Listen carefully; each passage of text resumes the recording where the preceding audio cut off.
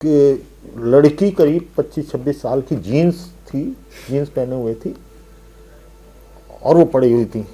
सामने ADM city हुआ करते थे, वो उनके बटन खुले हुए, वो किसी को उठा के ले जा रहे हैं। तो ये कर, तो जब मैंने उस लड़की को, मैंने कहा एक हाथ से, बोले भाई साहब हाथ लगा दो उसको गाड़ी में। आई कांट से, मैं थोड़ा ये है कि वो जब मैंने उसकी जीन्स पकड़ के वो हाथ लगाया तो जैसे बैंगन ऐसे नहीं होता, तो सारी जो उसका मांस वो था वो मेरे हाथ में। सेना की जो जवान और टुकड़ी ऐसे घूम रहे थे जैसे हम बॉर्डर पे हों।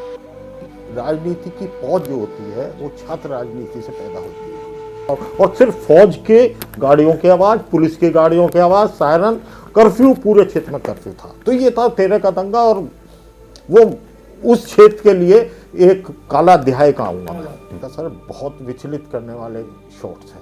वो यूपी की सबसे बड़ी इवेंट थी सर। अच्छा, इतना बड़ा वो था, उसमें तमाम स्टॉल थे, तमाम कंपनी और तमाम जो थे, सबसे बड़ी इवेंट थी वो। सर आपने जब अपनी पत्रकारिता शुरू की थी, जब आप पत्रकारिता में आए, कौन सा दौर था, किस समय की बात? देखिए अरविंद जी, मैं आपको बताऊं, मैंने 87 में अलीगढ़ मुस्लिम यूनिवर्सिटी से जर्नलिज्म किया, पोस्ट ग्रेजुएट डिप्लोमा जर्नलिज्म किया था मैंने। और उस टाइम जो थी ये पत्रकारिता जो थी सिर्फ पढ़ने और लिखने वालों के लिए थी। ज़्यादातर लोग इसमें जर्नलिज्म के डिप्लोमा वगैरह नहीं होते थे, या डिग्री तो बहुत कम थी, बीएचयू में होती थी। तो हमने वहाँ से की। उसके बाद अंदर वैसे तो जाने का शौक़ ये था कि फ़ौज में जाएं, परिवार की भी ये थी, लेकिन कुछ छोटी सी एक मेडिकल प्रॉब्लम की वजह से, पैर में प्रॉब्लम की वजह से फ़ौज में नहीं जा पाए। तो सोचा कि किस तरफ जाना चाहिए, तो अलीगढ़ मुस्लिम यूनिवर्सिटी में एडमिशन हुआ। उसके बाद एकाएक मुझे ब्रेक मिला राजस्थान पत्रिका जयपुर से जी। लेकिन जयपुर का जो माहौल था, जयपुर की पत्रकारिता थी, वो अलग किस्म की थी थोड़ी सी, क्योंकि राजस्थान में उस टाइम क्राइम नाम की कोई चीज़ नहीं थी जी। जो भी थी पॉलिटिकल खबरें हुआ करती थी, या कोई सामाजिक खबरें हुआ करती थी। एक दो पेपर होते थे, भास्कर भी बाद में आए, बहुत बाद में, राजस्थान पत्रिका ही थी। तो उसके बाद नवभारत टाइम्स में कुछ दिन वहाँ रहे, लेकिन एकाएक ये रहा कि अगर पत्रकारिता ही करनी है तो अपने क्षेत्र में क्यों ना की जाए, अपने क्षेत्र में क्यों ना की जाए। तो मुझे ब्रेक मिला राष्ट्रीय सहारा में ब्यूरो चीफ के तौर पर प्रिंट में। ये 94 दिसंबर की बात है। तो 94 दिसंबर में जब मैं आया, तो जैसा आपने कहा कि भाई क्या माहौल था, क्या था, तो मैं कहूँगा कि 95 से लेकर 2005 तक स्वर्णिम युग था पत्रकारिता का। लेकिन उस टाइम यहाँ मुख्य पेपर जो थे, अमर उजाला थे, दैनिक जागरण था, राष्ट्रीय सहारा हमारा एडिशन निकालता था, वेस्टर्न यूपी का एडिशन निकलता था, वो हम लोग देखते थे, और कुछ इवनिंग पेपर होते थे। तो उसको, उस टाइम के माहौल को अगर हम थोड़ा डीपली उसका अध्ययन करें, तो इतना पत्रकारिता का मतलब जो वेस्टर्न यूपी, जैसा आपने कहा, चर्चित रहता था, और पॉलिटिकल अवेयरनेस बहुत थी, छात्र राजनीति बहुत अच्छी थी जी। आज के जो कई लोग हैं, मैं आपको उसमें थोड़ा डीप में जाऊंगे तो आप बात करेंगे कि जो छात्र राजनीति थी वो इतनी अच्छी थी कि चाहे वो एनएसयूआई के छात्र नेता हों, एबीवीपी के हों, लोक दल से संबंधित हों, या यहाँ पे आयशा या उसका जो लेफ्टिस्ट थे, उनका बहुत ज़्यादा वो नहीं था, असर नहीं था।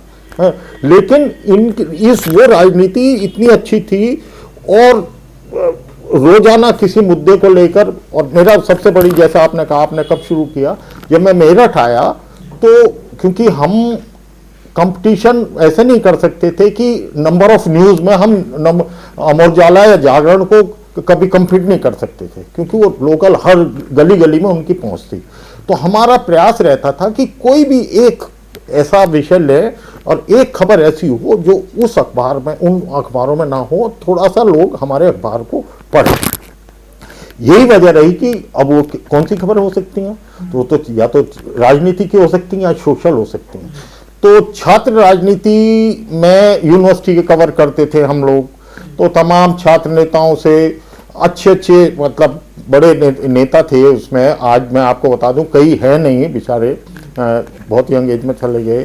ज्ञानेंद्र शर्मा हुआ करते थे, है ना, और राजकुमार सांगवान जो आज मेरठ बागपत लोकसभा सीट से सांसद हैं, और प्रदीप अरोड़ा कांग्रेस के हुआ करते थे, विनोद गौड़ हुआ करते थे एबीवीपी के, और मनोज सिवाच वो मेरठ कॉलेज में प्रोफेसर हैं। सब लोग अच्छे अच्छे सेट हैं, छात्र राजनीति में इतने सक्रिय थे और बड़ा अच्छा माहौल था। सब लोग मतलब मुद्दों पर विरोधी थे, लेकिन इतना प्रेम था, शाम को एक साथ मिलते थे, आपस में बात होती थी। तो कभी ऐसा नहीं, मतभेद थे, मनभेद नहीं, मनभेद बिल्कुल नहीं थे। और कभी भी, और मैं आपको बताऊं क्योंकि हमारी भी एज यंगी थी, तो उसमें एक पत्रकार के बतौर तो हम रहते ही थे, लेकिन साथ में हम जब बैठते थे तो उसमें जो मजाक, आपस की बातें, कहानी, दोस्ताना ताल्लुकात होते हैं, तो ऐसा लगता ही नहीं था कि ये लोग एक दूसरे के विरोधी पार्टी के हैं। आप समझ सकते हैं ना। और जब आप बैठेंगे, आपस में बात करेंगे, खुलकर बात होंगी, और कभी कभी पर्सनल कटाक्ष या व्यंग भी हो जाते थे, लेकिन उसका कभी किसी ने बुरा नहीं माना था। आज भी मैं आपको बताऊं, आज भी जो पुराने लोग हैं, कहीं आपने बैठे मेरठ में, आप भी रहे हैं मेरठ में, एक कुटिया है, वो छात्र राजनीति नहीं, वो राजनीति का केंद्र था। सत्यपाल मलिक जी जो मेरठ कॉलेज के प्रेसिडेंट रहे, वो क्या नाम है, मेरठ में पढ़े, वो प्रोफेसर सतवीर हुआ करते थे, वो चुनाव लड़े थे। तो उनके बारे में कहा जाता था कि क्योंकि मेरठ का जो मेरठ कैंट क्षेत्र, वो जो विधानसभा सीट है, वो भाजपा की छपरौली माना जाता है। जैसे लोकदल की चौधरी चरण सिंह की मानते थे कि छपरौली में लोकदल का जीत तय थी, ऐसे ही मेरठ कैंट को भाजपा की छपरौली। तो यहाँ से प्रोफेसर सतवीर को लड़ाया था मुलायम सिंह जी ने। जब वो लड़े थे तो आप ये देखिए कि मेरठ के ये कचहरी से नॉमिनेशन कचहरी में होना था, और शायद पहली गाड़ी यहाँ पहुंच चुकी थी, और शास्त्री नगर से गाड़ी का नंबर नहीं आया था, इतना लंबा वो था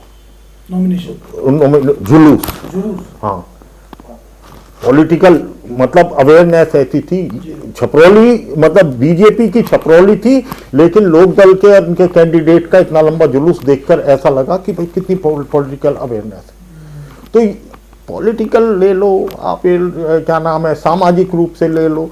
वेस्टर्न यूपी में जैसे आपने कहा कि तमाम चीज़ें थी, तो मैं तो ये मानता हूं कि भाई वो जो था 95-96 से लेके 2005-08 तक स्वर्णिम काल था पत्रकार। तो उसके बाद क्या हुआ सर, मतलब अब जो राजनीति हम देख रहे हैं उसका स्तर कितना आपके हिसाब से बदल गया या गिर गया है? सबसे बड़ी बात है राजनीति में, अगर आप माने तो मेरा मानना यह है कि राजनीति की पौध जो होती है वो छात्र राजनीति से पैदा होती है।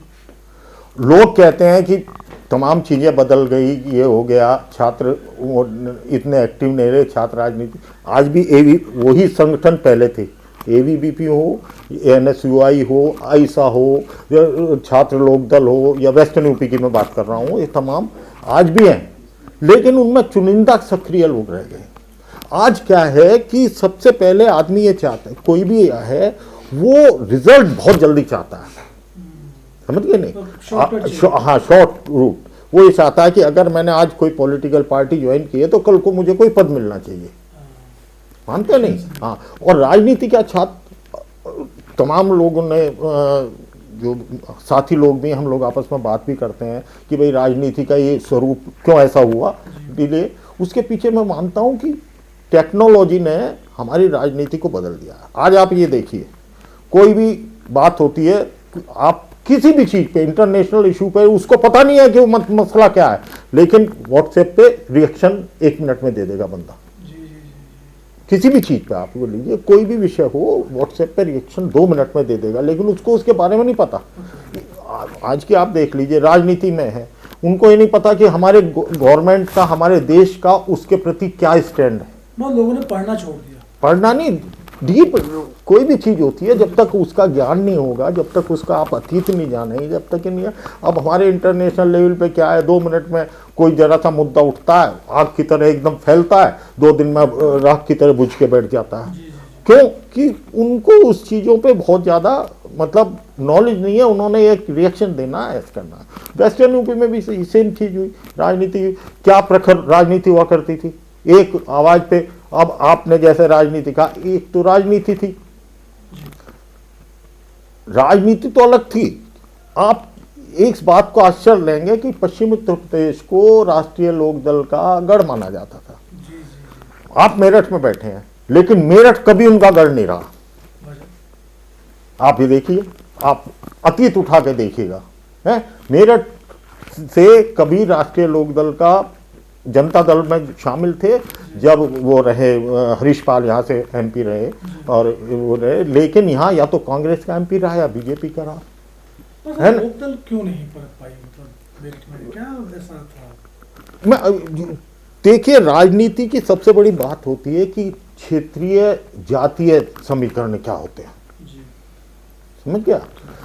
जातीय समीकरण जो होता है वो तमाम लोग हैं आज के मतलब आपने बिहार में भी देखा, यहाँ भी देखा, राजस्थान में भी देखे, इलेक्शन सब जगह हो रहे हैं, सब जगह देखे।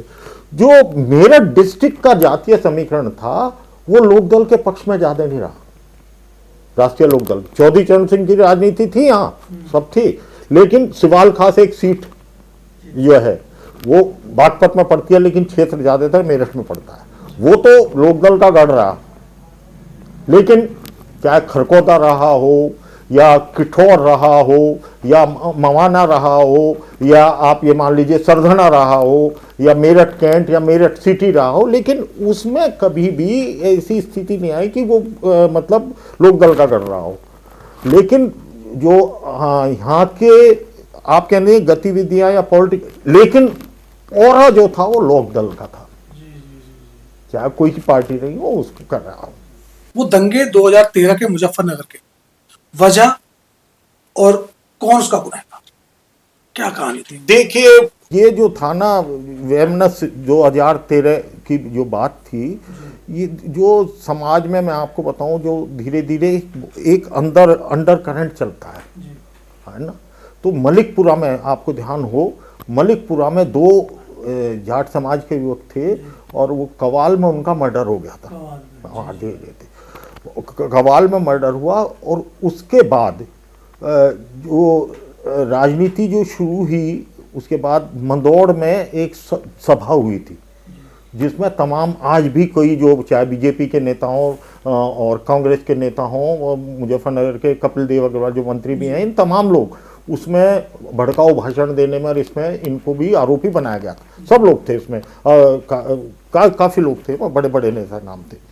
तो वो पश्चिम उत्तर प्रदेश में क्योंकि धीरे धीरे बीजेपी का उदय हो रहा था, काफ़ी मतलब आप ये मान के चलते हैं।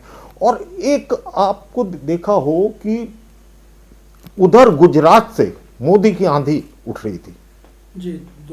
2014 में ही आए थे मोदी जी हमारे। 2013 में जब वो पश्चिम उत्तर प्रदेश में वो कांड हुआ, मुजफ्फरनगर में जब वो दंगे हुए, एक पत्रकार की मृत्यु हुई थी उसमें। उनका नाम था वर्मा, अशोक वर्मा नाम था मेरे ख्याल में थे। उनको पीछे से गोली लगी थी और वो खालापारे एक इलाका उससे पास में ही एक चौराहा, कोई नाम मैं बोल रहा हूँ, उसमें उनको लगी थी। उससे जब पत्रकार को, क्योंकि पत्रकार को पार्टी नहीं था, मैं मान सकता हूँ कि भाई किसी आपस में वो रहा हो, तो वहाँ जब उसे गोली लगी तो वहाँ जब हम उसके अरविंद जी उस दिन शायद आप मेरे साथ नहीं थे, दूसरे कैमरामैन थे, हम जब अशोक वर्मा के अंतिम संस्कार में गए थे हम लोग शामिल होने, कवर भी करने वहाँ को, तो वहाँ से कुछ आभास हो गया था कि भाई मामला कुछ बड़ा होने वाला है, क्योंकि लोगों में इतना आक्रोश था, ये था कि भाई, और कुछ लोग ऐसे थे भाई आज की रात बहुत खतरनाक है। और सबसे बड़ी बात मैं बताता हूँ अरविंद जी आपको, भारत के आज़ादी के बाद के इतिहास में दंगे होने के बाद तो सेना बहुत जगह लगी होगी, दंगे होने के बाद तो सेना, आप तो गवाह भी रहे हैं कि दंगे होने के पहले ही जैसे वहां हुई, अगले दिन वहां पूरी मुजफ्फरनगर, सहारनपुर, मेरठ का जो ये ठाकुर चौबीसी, सोम चौबीसी है, ये पूरा, क्योंकि ये सब लोग आक्रोशित थे। सेना की जो जवान और टुकड़ी ऐसे घूम रहे थे जैसे हम बॉर्डर पे हों, इतना फोर्स था। और ये कहा जाता है कि अगर या तो प्रशासन को भनक लग गई थी या कुछ है, अगर प्रशासन उस दिन वहां सेना ना ये ना हो तो जो ये कांड था, मेरा मानना है कि उसकी बहुत भयावह तस्वीर हो सकती थी। जो उसमें जो भी बेचारे किसी भी वो हों, चाहे हिंदू हो या मुसलमान हो, कोई हो, अगर दंगे की दंश का कोई शिकार होता है तो गरीबी होता है, पैसे वाला और ये नहीं हुआ मारे जाते, वो जो कोई मजदूर है, कोई रेडी वाला है, कोई सड़क पे जा रहा है, वो दंगे के दंश का शिकार होता है। तो अगर फौज ना होती, हर जगह फौज थी, तो उसकी वजह से वो दंगा कवर वो हो गया। दंगे तो सब फिर भी हुए, लोग तो फिर भी मरे। मैं कह रहा हूं अगर फौज ना होती तो बहुत भयानक स्थिति होती। वो मैं आपको बताऊं, ये मेरा वो था कि फौज ने और पुलिस ने, प्रशासन में बहुत उस बात को बड़ा उस टाइम के प्रशासन को वो चाहूंगा कि उन्होंने कवर कर लिया उस चीज को। लेकिन इतना वो था क्योंकि मुजफ्फरनगर का लाख, बहावड़ी और शाहपुर के पास कुटबा एक ये था, पुरबालियान गांव था, और ये तमाम इनमें तो मेरा मान, जैसा आप बता रहे हैं मैं तो सोच रहा हूँ आप ये देखिए कि उस थी तब इतने लोग मारे गए। मैं आपको बता रहा हूँ कि कोविड में आपने माहौल देखा होगा कि दूर तक आदमी नहीं दिखता था, बिल्कुल एक दूसरे से बात नहीं करते थे। लेकिन मुजफ्फरनगर के 13 के दंगे में आप मेरे साथ कवर करने गए थे, ध्यान हो कि एक लेडी और एक वो कह रहे थे हम ट्रेन में आए, उस गांव में को मुस्लिम बहुल गांव था, उस गांव में से निकलने से वो डर रहे थे। हमने उनको उस गांव को पार कराया और कहा कि, और मुसलमान भाइयों ने भी कहा कि कोई दिक्कत नहीं है, सब फोर्स तैयार थी। लेकिन ऐसा था कि जंगल में यूं नहीं कहते परिंदा भी नहीं दिख रहा था, कुछ ऐसी स्थिति थी। हाँ, पूरा वीराना पूरा, और सिर्फ फौज के गाड़ियों की आवाज, पुलिस की गाड़ियों की आवाज, सायरन, कर्फ्यू, पूरे क्षेत्र में कर्फ्यू था। तो ये था 13 का दंगा, और वो उस क्षेत्र के लिए एक काला अध्याय कहूंगा। इस अध्याय से आगे बढ़ के सर, अब मेरठ में एक कांड और हुआ था, विक्टोरिया पार्क अग्निकांड। जी, क्या था सर? मतलब क्योंकि काफी लोगों को नहीं पता, आज की जनरेशन को तो बिल्कुल नहीं पता उसके बारे में। मेरे ख्याल से 8 या 9 मई की बात थी, और मैं अपनी बड़ाई नहीं करूंगा या ये नहीं करूंगा कि वो एकमात्र ऐसा कांड था कि उसमें 6:30 बजे से और 9:30-10 बजे तक मजबूरी हो या कुछ रहो, तकनीकी वो रही हो, ये हो सबसे पहले कि हम ही सब चैनलों पे कटती के तौर पे आप ही का लाइव हर सब जगह। हाँ जी, हाँ। उसके पीछे वजह ये थी कि रेगुलर बुलेटिन हमारे जाते थे टीवी में, तो 6 बजे के करीब, 6 बजे का बुलेटिन था, हम लोगों ने सेटअप तैयार कर रखा था कि भाई 5:30 बजे आपका लाइव होता। हाँ, लाइव होना, 6 बजे लाइव होना था। तो हम छत से लाइव करते थे। हम छत पे गए तो हमने एकदम देखा कि एक तरफ से बहुत तगड़ा धुआं उठ रहा है। विक्टोरिया पार्क बहुत बड़ा मैदान है, बहुत बड़ा। हाँ, और वो हमारे जो तत्कालीन ऑफिस था उससे हार्डली 1.5-2 किलोमीटर की दूरी रही होगी। अच्छा, गाड़ियों से जाते थे हम, कार से। इतनी देर में मेरे फ़ोन पे फ़ोन आया, एक मेरे दोस्त थे, वकील हैं, काफ़ी बड़े वकील, हाँ, दोस्त थे। उन्होंने मुझे कहा कि अरे तुम कहाँ हो? हाँ, क्यों? यहाँ तो हजारों लोग मर गए, जैसे आदमी कहता है। क्यों? इसमें पंडाल में आग लग गई। अब मेरे साथी रिपोर्टर थे, आशीष शर्मा। हाँ, तो उन्होंने क्या करा, मैंने कहा आशीष, हाँ, मैंने कहा एकदम बाइक से निकलो, क्योंकि हमें तिमजले से जीने से उतरने में 5 मिनट लगते, 7 मिनट लगते। आशीष नीचे बाई दी वे खड़े हुए थे और वो छोटा कैमरा रखते थे, उन्होंने सीधे वो पहुंचे। 10 मिनट में हम भी पहुंच गए। तो जब हमने वो हाँ, हमारे बॉस थे, हमने उनको फ़ोन किया, मैं प्रभात डबराल जी बॉस थे, मैंने कहा सर बहुत बड़ा हादसा हो गया, क्या लगा? मैं कहा सर बहुत विचलित करने वाले शॉट्स हैं। तो वो कहने लगे भाई क्या शॉट है? मैंने कहा सर एक बार आप देख लीजिएगा। तो वो शॉट, अरविंद जी आप विश्वास नहीं करेंगे कि जब हम वहाँ पहुँचे और मैं एक हाथ से फ़ोनों पे था, क्योंकि आशीष ने जो दो 4 मिनट के शॉट लेके उसको हमने ऑफिस भेज दिया था, हमारे डायरेक्ट टेलीका वो था हमारे यहाँ से सीधा हम अपने शॉट भेज सकते थे। तो आशीष को भेज दिया और मैं फ़ोनों पे था।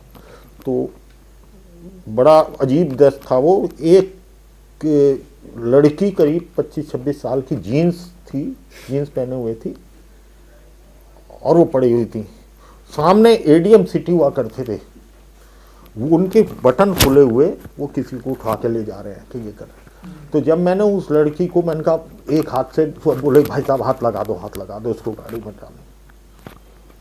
आई कांट से मैं थोड़ा ये है कि वो जब मैंने उसकी जीन्स पकड़ के वो हाथ लगाया तो जैसे बैंगन ऐसे नहीं होता, तो सारी जो उसका मास्क वो था वो मेरे हाथ में आ गया।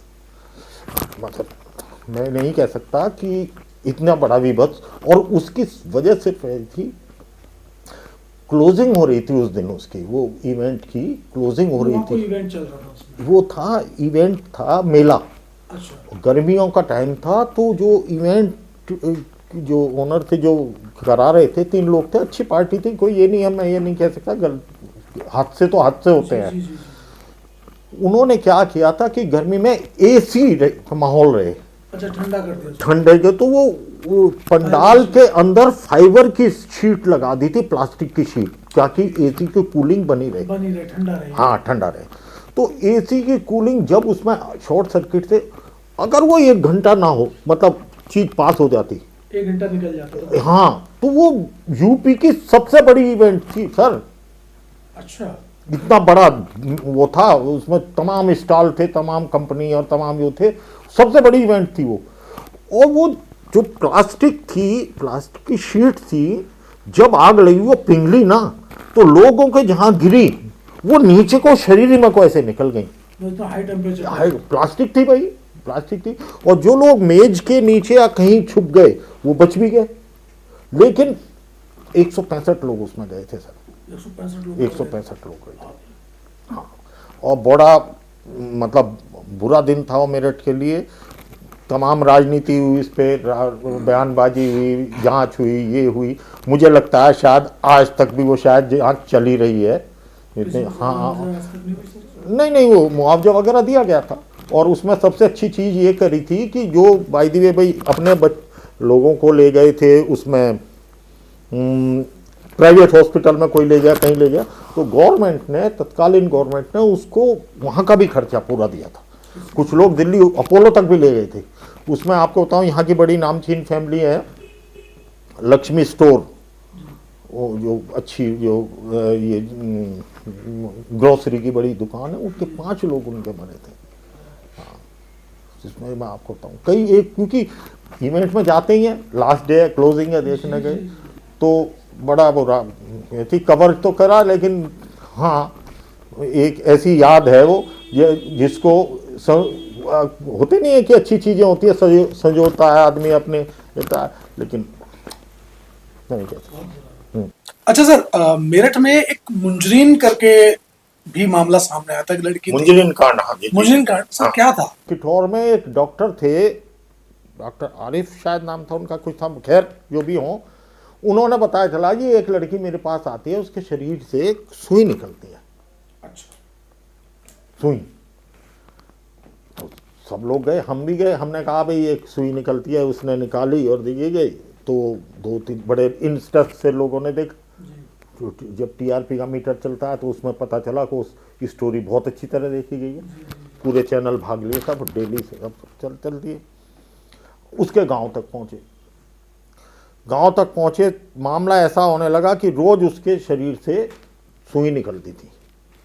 वो सुई निकलती थी, पहले तो वो उस डॉक्टर तक सीमित थी, फिर वो मामला, क्योंकि जब मीडिया ट्रायल हुआ, मीडिया वो चला, तो वो मामला इतना वो बना कि पुलिस ने उनको मेडिकल कॉलेज में भर्ती करा दिया, लड़की को, और उस पर पहरा बैठा दिया।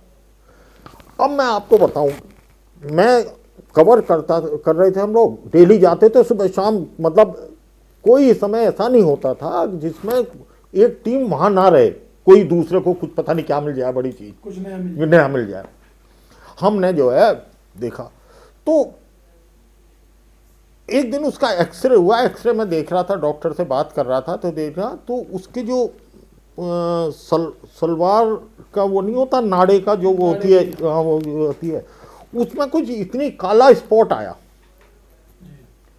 तो मैंने डॉक्टर साहब से पूछा, मैंने कहा भाई ये काला स्पॉट क्या है? तो कहने लगे जी पता नहीं क्या है काला स्पॉट। खैर वो बात आई गई, उसको बहुत सीरियसली नहीं लिया। जिस वार्ड में हम भर्ती थे, वो भर्ती थी मुंजरीन, वहां गए तो हम बात कर रहे थे, वो हमारी बातों से इतना दूर थी कि 2-3 बेड दूर वो देख रही थी। अब ये देख रही, तो मैंने उनसे, डॉक्टर से पूछा, जब डॉक्टर खड़े, पुलिस के बाद अधिकारी भी खड़े, मैंने कहा डॉक्टर साहब मुझे एक बात बताइए, इसकी जो सुई है वो रीचेबल पॉइंट से क्यों निकल रही है? जैसे हाथ से निकल रही है, यहां जांघ से निकल रही है, और मैंने कहा यहां से क्यों नहीं निकल रही, कमर से क्यों नहीं निकल रही? अरे ये नहीं निकल रही है। तो अगले दिन हमने देखा, उस अगले दिन सुई कमर से निकाली गई। डेली उसका ऑपरेशन होता था, बाकायदा निकालते डॉक्टर। बड़ा साहब हुई। एक और बड़ी चौंकाने वाली चीज थी, बड़ा डेली बड़ा मजा आता था कि रोज एक अच्छी चीज मिलती थी। वो जो सुई थी, और भाई भूत को ये था कि कोई भूत डालता है, जिन्न डालता है, ये इस तरह की गांव में पूरा माहौल बन गया था कि हाँ। मैंने कहा अगर सुई है तो ये सुई में जिन्न डाल देगा साला, क्या नाम है, लोहे को काट के सीधा डाल देगा जिन्न। अगर कोई जिन्न नाम की चीज है, वो छेद वाली सुई होती थी जिससे कपड़ा सिलते। अच्छा, कोई भी चीज मतलब वो है, पीछे छेद होता इतना छेद होता था। फिर हमने अच्छा डेली रोज, आप अरविंद जी आप विश्वास नहीं करोगे, कम से कम 15 से 25 दिन तक वो डेली प्राइम टाइम मुंजरीन पे चलता था, सब चैनल में, सब चैनल, क्योंकि इंटरेस्टिंग चीज थी। की बात है। ये बात होंगी मेरे ख्याल से 2000 की ही बात होंगी, 2002-3 की, 2-3-4 की बात होंगी, 3 की मतलब, मैं आई एम नॉट श्योर। अब एकाएक क्या हुआ, एक दिन एक हमारे जो कॉम्पिटिटिव चैनल था, उसने क्या, चुपचाप गए, उन्होंने वहाँ बातचीत करी, थोड़ा वो कॉमर्शियल स्टाइल में थे। उन्होंने साहब इंटरव्यू लेके कह दिया कि साहब अब वो तो सुई मैं डालती, अपने आप डालती और चला दी। और उन्होंने साहब ब्रेक करके हमारे बॉस ने हमारी क्लास ली, तुम लोग कहाँ हो, स्टोरी शुरू हमने की थी, साला खत्म हमें करना चाहिए था। अब वो दूसरा चैनल, मैं नाम नहीं लूँगा, दूसरा चैनल चला रहा है कि मुंजरीन। हम गए मुंजरीन के पास, भागे हुए। मुंजरीन बैठी, 2 सिपाही इधर बैठे, महिला सिपाही बैठी, दो बाहर खड़े। अब ये क्योंकि सरकार का प्रेशर था, इस मामले को सॉर्ट आउट करो। जो मेरे हिसाब से सच्चाई थी,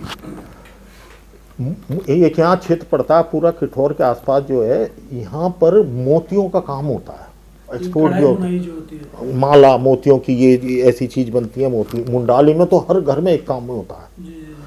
जब मैंने उनके घर में गया तो क्यूरियोसिटी होती है भाई क्या, तो वो बच्चियां भी हैं, क्योंकि छोटे बच्चे से वो बनाते, वो माला बनाती थी मोतियों की, और वो सुई से। तो फिर हमने तो देखा नहीं, एक साइकोलॉजी होती है टीस करने की, एक टीस करने की साइकोलॉजी होती है। उसने जरा सी सुई यहाँ को डाली, भाई सुई यूं तो नहीं मिलती थी, उसकी सुई ऐसी ही मिलती थी, हाँ डाली, उसको उसका एंजॉयमेंट मिलता था। होते नहीं लोग, जेब का मुंह काट लिया, अपने हाथ काट लिए, सोते हुए कर लिए, उनको जब तक वो नहीं हो रहे तो वो एक एडिक्शन हो गया था उसको। सौतीगंज भी मेरठ का बड़ा फेमस था, सौतीगंज मार्केट। हाँ, क्या थी इसकी कहानी, मतलब कितना बड़ा कारोबार, मतलब ये इसका जन्म कैसे हुआ सौतीगंज में इस कारोबार का, अंत कैसे हुआ? सौतीगंज मेरठ को फेमस तो करता ही था। तो पहले तो ये भी कहावत थी ना, कहीं गाड़ी गायब हुई तो हाँ, सोतीगंज में मिल जाएगी। हाँ, और डिफेम करते थे, लेकिन उसका एक पॉजिटिव चीज़ ये थी कि अगर आपकी कोई पुरानी गाड़ी है, उसका मॉडल मार्केट में नहीं है, तो अब उसका कोई आपके पास पार्ट है तो सोतीगंज में मिल जाएगा। अब मैं आपको उसका एक पहले ये इस तरह का उदाहरण देता हूँ, इसलिए फेमस हुआ कि एक बार हमारे जो था आयशर ट्रैक्टर होता था, पुराना मॉडल, वो चलने में उसका राइट पेडल, ब्रेक का राइट पेडल कहीं गिर गया, आयशर का। तो हम गए एजेंसी, उसने कहा जी ये तो पुराना मॉडल है, ये पेडल तो मिलेगा ही नहीं, आपको कहीं भी नहीं मिलेगा, खराद में आपको बनवाना पड़ेगा, उसकी कीमत इतनी पड़ेगी, भाई डाई बनेगी, ये बनेगी, सब चीज़। तो मैं बोला, मैं क्या कहने लगे जी सोतीगंज में देख लो अगर मिल जाए। साहब हम वहाँ से सोतीगंज आए तो अरविंद जी आप विश्वास नहीं करेंगे, तकरीबन 50 टन पार्ट्स तो लोहे के, ये वो बाइक के पार्ट्स, ये वो पड़े। तो हमने गए, तो मुझे नाम नहीं याद, हमने सर ने कहा भाई मौलाना आदमी थे गए, मैंने कहा जी ऐसे ऐसे हमारा आयशर ट्रैक्टर है और उसका ऐसे ऐसे पेडल खो गया है। कहने लगा भाई वो जो है, अबे उन्होंने अपने एक लड़के को बुलाया, अबे यार एक कोई लाया था भाई आयशर का वो पार्ट, हाँ देख भाई इसमें ब्रेक। अब हम जैसे उसने कहा देख 50 टन में से वो एक ब्रेक का वो साला पेडल कहाँ से ढूंढेगा आदमी, वो अब नहीं इधर को देख भाई, इधर को देख। अल्टीमेटली वो ब्रेक का पेडल ले आया। दुर्भाग्य हमारा ये था कि जो राइट पेडल जो खोया था वो लेफ्ट ही पेडल था जो लाया था, तो राइट नहीं मिला, दुर्भाग्य था। लेकिन उससे हमें लगा कि भाई आप देखिए, चोरी होके गाड़ी आना, कटना, ये एक अलग पार्ट था, लेकिन कोई चीज कहीं ना मिले और वहां आपको उम्मीद हो, उसने मार्केट को इसलिए फेमस किया था। भाई गाड़ी में बहुत सी चीज, सपोज साइड का शीशा टूट गया, एजेंसी में 3000 का है, वहां आपको 500 में मिल गया। अब उसके पीछे कारण ये था, जो एक्सीडेंटल गाड़ी होती थी ये थी, उनके वो पार्ट्स अच्छे थे शुरू में, जो जायज लोग थे, जो जायज कबाड़ी थे, लेकिन उसकी आड़ में जो चोरी का धंधा हुआ, कबाड़ की आड़ से चोरी का धंधा, फिर वहां क्या हुआ कि आधा घंटे में साहब ये फेमस हो गया कि जैसे दिल्ली का मार्केट है वहां जामा मस्जिद के पास है, चोर नहीं उसका नाम है कुछ मार्केट का, चोर बाजार तो जनरल नाम हो गया, जैसो कि वहां जाओ आधा घंटे में आपको गाड़ी नहीं मिलेगी। सेम चीज यहाँ थी, यहाँ आओ, आप कोई बाइक अगर गाड़ी पुलिस भी आ गई आधा घंटे बाद तो आपको गाड़ी के स्केलेटन भी नहीं मिलेगा। ये था कि आते ही मक्खियों की तरह चिपट जाते थे, जिसका काम दरवाजा उखाड़ना वो ले गया, जिसका इंजन लेना, जिसको ब्रेक लेना, जिसका ये। तो जब इतना डिफेम हो गया और गाड़ियों की चोरी की संख्या, पुलिस का सिरदर्द तो बना ही ना भाई, पुलिस का सिरदर्द तो बनेगा भाई। जब गाड़ियां चोरी हो रही है, जीपीएस आ गया, एकदम पता चला कि मेरठ की तरफ जा रही है गाड़ी, या सोतीगंज में मिलेगी, है ना। तो दिल्ली पुलिस, दिल्ली, कभी हरियाणा पुलिस, कभी ये, और बड़ी बड़ी गाड़ियां, लग्जरी गाड़ियां। भाई आप एक बात बताइए, 15 दिन पहले कोई आदमी किसी तरह, मैं कह रहा हूँ किसी भी तरह से गाड़ी लाया, सपोज वो लाया फॉर्च्यूनर, अब कैसी स्थिति में कहाँ से लाया ये क्या, और 1 घंटे बाद फॉर्च्यूनर का कुछ भी नहीं, पता नहीं, खत्म हुआ। तो फिर योगी सरकार ने इसमें कि भाई जड़ को पकड़ो, चोर तो चोरी करेगा, लेकिन चोर को अगर उसका ऑप्शन नहीं मिलेगा कि उसका माल कहाँ खपेगा, जब तक वो चोर करता ही रहेगा।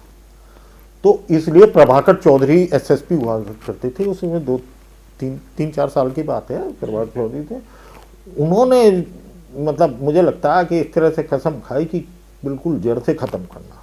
तो आज आप सोतीगंज में जाइए तो जो काम वो करते थे, अरे 500 गाड़ियों के इंजन होते थे सर। अगर आप अंदर देखो, कोई भी इंजन मान लो, कुछ भी हो, तो आज वहाँ कपड़े, कोई मिठाई की दुकान, कोई बेकरी, कोई जूतों का काम, रोजी रोटी पेट तो भरना ही है। पूरा काम वहाँ खत्म। बिल्कुल, अब वहाँ कोई नहीं है। एक दो जो जेन्यून, बगल में ही एक मोटरसाइकिल का वो है मार्केट है, जो मोटरसाइकिल रिपेयरिंग का वो पड़ा है, उनकी रिपेयरिंग का और उनके पार्ट्स की शॉप है सोतीगंज में। ऐसा काम अगर कोई एक दो कर रहा हो तो उस पर भी प्रशासन की नज़र है। और सर आपके हिसाब से कितने हजारों करोड़ का कारोबार रहा होगा सोतीगंज का? भाई हजारों करोड़ मैं ये तो नहीं कह सकता, लेकिन पूरा वेस्ट नॉर्दर्न इंडिया अगर कहीं से गाड़ी चोरी होती थी तो वो सबसे पहले उसकी नज़र जो है मेरठ के सोतीगंज पे जाती थी, वहाँ पर ना पहुँची हो। और इसकी आड़ में जो बड़ी सबसे, मैं आपको बताऊं, बोलेरो जो गाड़ी थी, बोलेरो सबसे ज़्यादा चोरी, रेट जो था बोलेरो का सबसे ज़्यादा चोरी का था, बोलेरो का। अब मैं बताऊं, लोग सोचते थे मेरठ आ रहा है, मेरठ आई कटेगी, एक दो कटेगी। बिहार और उत्तराखंड में भी आप जाएंगे तो बोलेरो सबसे ज़्यादा चलती हुई मिलेंगी आपको, टैक्सी में भी और वैसे भी बिहार में भी, ईस्टर्न यूपी में। बोलेरो जो थी पहाड़ों के लिए बहुत अच्छी गाड़ी मानी गई है। तो यहाँ से चोरी की, वेस्टर्न यूपी से निकाले, इधर को क्या नाम, लखीमपुर खीरी को निकाल के नेपाल और इधर भूटान और इधर सब नकली कागज तैयार करके। 3 छात्र थे, सुधीर गिरी और एक था उसका नाम मैं बोल रहा हूँ अनिल ढाका, सुनील ढाका, सुधीर गिरी और एक उज्जवल। ये 3 दोस्त थे। ये मेरठ कॉलेज का जो विक्टोरिया पार्क जो क्रिकेट का मैदान है उसके बगल, ये मेरठ कॉलेज का स्पोर्ट्स इलाका है, स्पोर्ट्स का ग्राउंड है। तो एक मीट कारोबारी थे इजलाल, और अब तो चर्चा में नहीं है, आपको ध्यान होगा कि जब समाजवादी पार्टी गवर्नमेंट थी या बीएसपी की गवर्नमेंट थी तो मेरठ के मीट कारोबारी, चाहे हाजी याकूब कुरैशी रहे हों या वो आपका इजलाल थे, और एक ये अखलाक, शाहिद अखलाक वगैरह, इन एक अजीब तरह की तूती बोलती थी, लोग सहमे सहमे से रहते थे। 2011-10-11 में मतलब इनका काफी, हाँ पूरा भयंकर, मतलब ये था। अच्छी राजनीतिक फैमिली भी थी, राजनीतिक सुख भी था, और वैसे दबंगई भी थी, पूरी थी। तो किसी बात को लेकर ये इजलाल जो थे वो उनके दोस्त थे, तीनों जो थे, सुधीर मलिक दोस्त थे। किसी बात को लेकर इनकी वाद विवाद हुआ तो ये तीनों जो दोस्त थे मेरठ कॉलेज के छात्र, ये पहुंच गए उनके घर, इजलाल के घर, कौन सी बनी सराय क्या है वो, गुदड़ी बाजार बोलते हैं उसको। तो 90% उसमें मुस्लिम बाहुल क्षेत्र है, और उनके शाहिद अखलाक भी वहीं रहते थे, इजलाल भी वहीं रहते थे, आपस में रिश्तेदारियां भी हैं, दूर दराज के ये थे। तो वहां जाके इनका कुछ झगड़ा हुआ। अब झगड़ा हुआ तो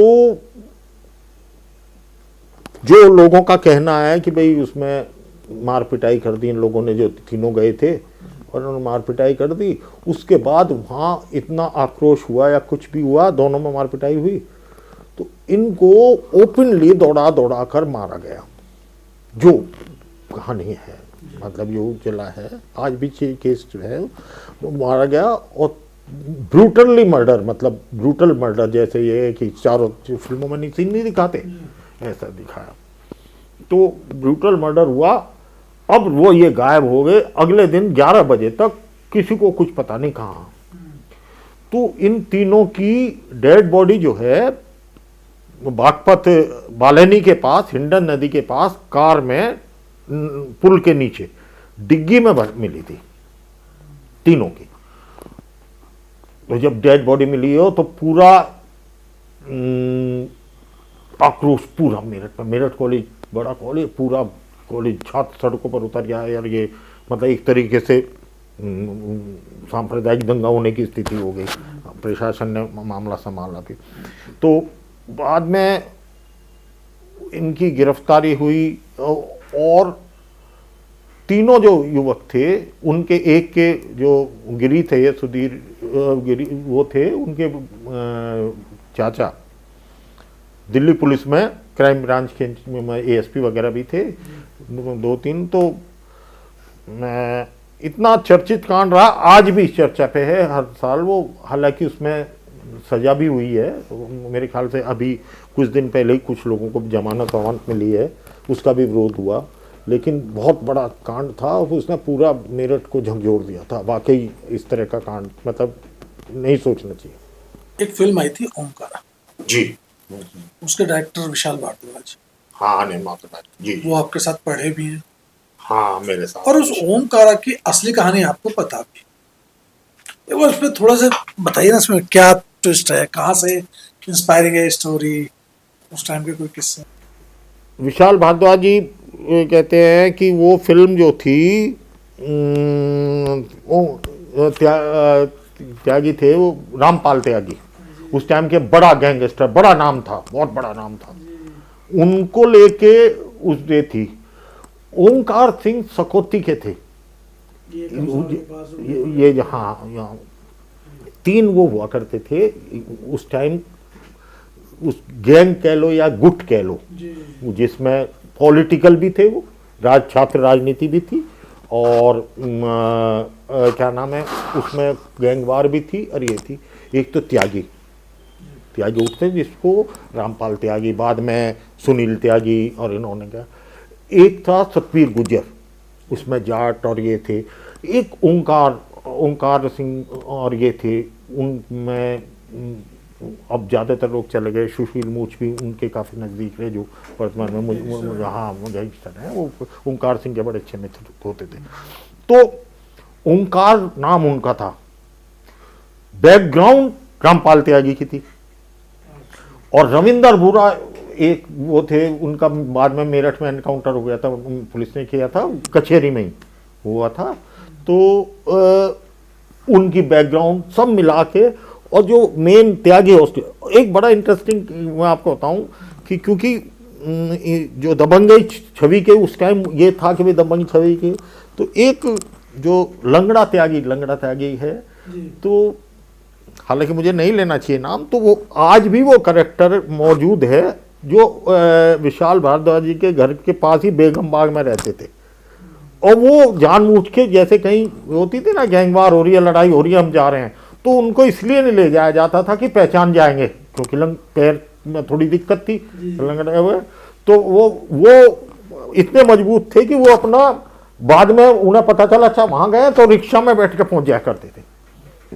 तो ये था, और वो शायद क्योंकि हम तो बहुत छोटे थे भाई, हाई स्कूल में कितना होता है बच्चा, लेकिन क्योंकि कलाकार है, ब्रेन है, और उनके दिमाग में थी, उन्होंने बनाई ओंकारा, हिट भी हुई, सुपर हिट हुई। आप देखिए कैरेक्टर किसी ने उठाया, नाम किसी ने उठाया, क्या भाई, कोई ना कोई, आप भी जब हमें भी हैं, कोई भी अगर आप इस तरह कोई क्रिएटिविटी करते हैं तो कुछ ना कुछ तो ऐसा होता ही है। आपने अपने सामने काफी, मतलब 3 दशकों में काफी सरकारों को आते और जाते देखा। आपने मायावती भी देखी, आपने मुलायम भी देखे, आपने अखिलेश भी देखे, आपने योगी का भी दोनों कार्यकाल देखे। तो मेरा सवाल आपसे सिंपल सा इतना है कि इन चारों की सरकारों में आपको अब तक सबसे बेहतरीन सरकार और सबसे अच्छे अधिकारी मेरठ के, मुजफ्फरनगर के कौन से रहे? ये बड़ा थोड़ा सा कंट्रोवर्शियल क्वेश्चन होता है कि जहाँ तक मैं मान लूँ कि टाइम के साथ परिस्थितियाँ भी चेंज होती हैं, टाइम के साथ टारगेट भी चेंज होते हैं, टाइम के साथ सब चीज़ें चेंज होती हैं। आज तकनीक का युग है। अगर आप 40 साल पहले मुलायम सिंह जी की या उससे पहले नारायण दत्त तिवारी की वो करें, अब आप, मुझे लगता है आपको भी ना पता हो या ये वो हो कि नारायण दत्त तिवारी को विकास पुरुष कहा जाता था। नारायण दत्त तिवारी को विकास पुरुष कहा जाता था, और आज तक लोग यो नहीं सोचते कि भाई उन्हीं को कहा जाता था विकास पुरुष। काम तो योगी जी भी कर रहे हैं, काम तो ये उनकी सोच थी। उन्होंने नोएडा की नींव उन्होंने रखी थी,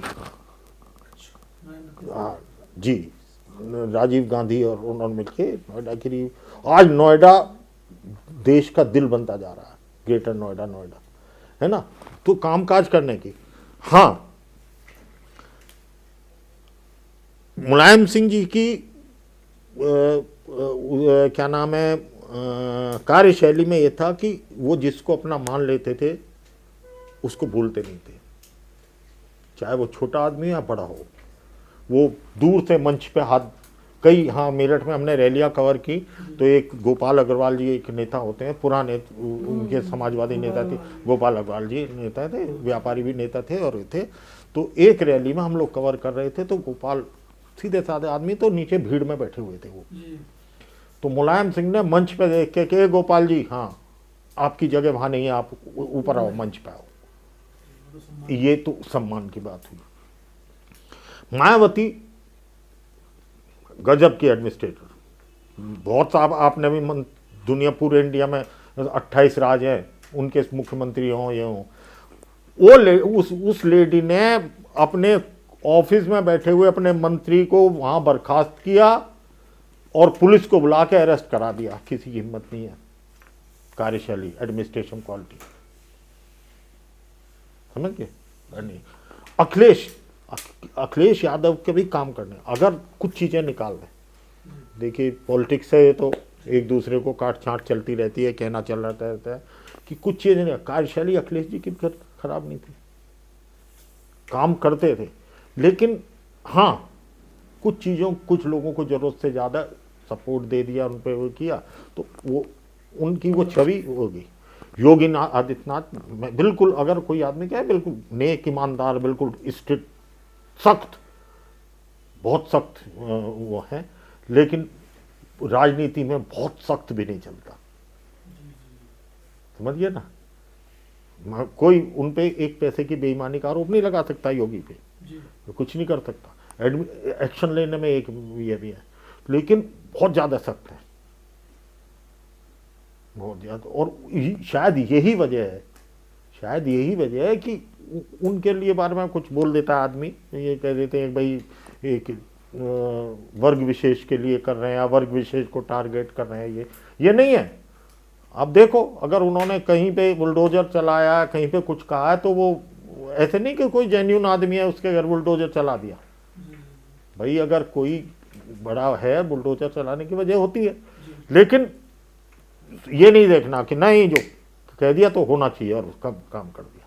तो अपने अपने मुख्यमंत्री की अपनी अपनी पहचान है, और मुख्यमंत्री अरविंद जी कोई ऐसे ही नहीं बन जाता जो पूरे प्रदेश को देख रहा हो, पूरी पार्टी को देख रहा हो, ऐसे नहीं बन जाता। लेकिन सबकी क्वालिटी भी होती है, कुछ कमियां भी होती हैं। तो ये तो पॉलिटिकल पंडितों का मामला है, हम लोग तो पत्रकार थे यार। हाँ, पत्रकार है जो देखते थे, दिखा देते थे, आगे तक बढ़ा देते थे, बोल देते थे। और अगर ये है तो हमारा समीक्षा करना हमारा काम नहीं था, हमारा काम था खबरों को, वो नहीं कहते नहीं, आगे तक बढ़ा देना, है ना, वो हमारा काम था। अच्छी खबर है या खराब खबर है, ये समाज को तय करना। खबर रुकनी नहीं चाहिए, खबर जानी चाहिए।